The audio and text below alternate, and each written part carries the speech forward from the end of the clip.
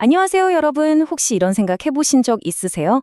왜 시장에서 분명히 더 좋은 제품인데도 지는 경우가 생길까요? 오늘 이 문제를 파헤쳐 보면서 기업의 진짜 경쟁력이 어디서 오는지, 그리고 그 답이 아마 여러분의 예상을 완전히 뒤엎을 거라는 걸 보여드리겠습니다. 자, 그럼 바로 본론으로 들어가 볼게요. 많은 비즈니스 리더들이 고개를 갸웃하게 만드는 아주 단순하면서도 흥미로운 역설이 하나 있거든요. 이걸로 한번 시작해 보겠습니다. 이 역설을 좀 더 쉽게 이해하려면 가상의 음료 두 개를 시장에 내놨다고 한번 상상해 보는 거예요. 하나는 시원해, 다른 하나는 달콤해입니다. 자, 여기 숫자를 좀 보세요. 달콤해는 고객 만족도가 900원으로 더 높아요. 그런데 만드는 데 드는 원가도 500원으로 더 비싸죠. 반면에 시원해는 만족도는 800원으로 살짝 낮지만 원가가 300원으로 훨씬 쌉니다. 근데 진짜 재밌는 건 뭐냐면 두 제품 다 소비자 가격은 똑같이 700원이라는 거예요. 바로 이 지점에서 문제가 아주 흥미로워집니다. 한쪽은 사회 전체로 봤을 때 더 큰 가치를 만들고 있는데 다른 한쪽은 정작 소비자에게 더 매력적인 제안을 하고 있는 거죠. 과연 진짜 이기는 쪽은 누구일까요? 그건 승리를 어떻게 보느냐에 따라 답이 달라집니다. 자, 이 복잡한 문제를 풀려면 아주 간단하면서도 강력한 도구가 하나 필요해요. 바로 전략 경영에서 쓰는 BC 프레임워크입니다.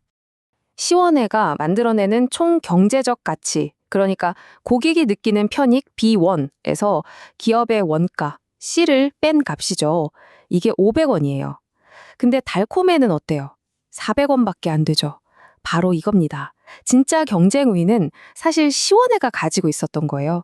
하지만 고객들은 회사가 얼마에 만드는지는 전혀 모르잖아요? 그저 눈앞에 가격표만 볼 뿐이죠. 그래서 고객이 느끼는 편익 B에서 자기가 지불하는 가격 P를 뺀 이른바 소비자 잉여, 내가 이만큼 이득봤다고 느끼는 그 순수한 혜택은 달콤해가 200원으로 시원해의 2배나 돼요. 이게 바로 소비자들이 달콤해를 더 많이 선택하고 시장 점유율이 쑥쑥 크는 진짜 이유입니다. 이게 뭘 의미하냐면요. 우리에게 정말 중요한 통찰을 줍니다. 시원해처럼 진짜 경쟁 우위를 가진 회사는요. 사실 가격을 조절할 수 있는 힘이 있다는 거예요. 그러니까 시장 점유율을 가져오기 위해 가격을 낮출 수도 있고 수익성을 더 높일 수도 있는 전략적인 자유가 생긴다는 거죠. 이 BC 프레임워크가 제품 분석에는 정말 유용한데요. 근데 잠깐만요.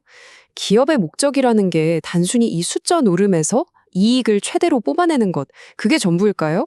만약에 이 똑같은 렌즈로 회사의 존재 이유, 즉 미션 자체를 들여다보면 어떨까요? 자, 이제 좀 더 현실적인 이야기로 들어가 보죠. 바로 한국에 있는 한 병원 이야기인데요. 사실 병원이라고 하면 이익을 먼저 생각하는 곳이 많잖아요. 근데 이 바른세상병원은 완전히 다른 길을 선택해서 성공했습니다. 이 병원이 뭘 가장 중요하게 생각했냐면 어떻게 하면 돈을 더 벌까가 아니었어요. 바로 이 한 문장, 환자 중심의 바른 진료, 이 강력한 미션, 이 목적에서 모든 전략이 시작된 겁니다. 자, 그럼 이 미션을 우리가 봤던 BC 프레임워크에 한번 넣어볼까요? 먼저 B, 고객 편익. 이 병원은 돈이 되는 수술이 아니라 환자한테 정말 필요한 가장 정확한 진단과 최적의 치료를 제공했어요. B를 극대화한 거죠. 그리고 C, 원가. 불필요한 시술을 안 하니까 어때요? 장기적으로는 환자도 병원도 비용이 줄어드는 거죠. C를 최적화한 거예요. 그 결과가 어땠을까요? 환자들의 엄청난 신뢰를 얻었고 이게 바로 누구도 따라할 수 없는 강력한 경쟁 우위가 된 겁니다. 그러니까 여기서 중요한 건 이 병원의 목적이라는 게 무슨 자선 사업 같은 게 아니었다는 거예요.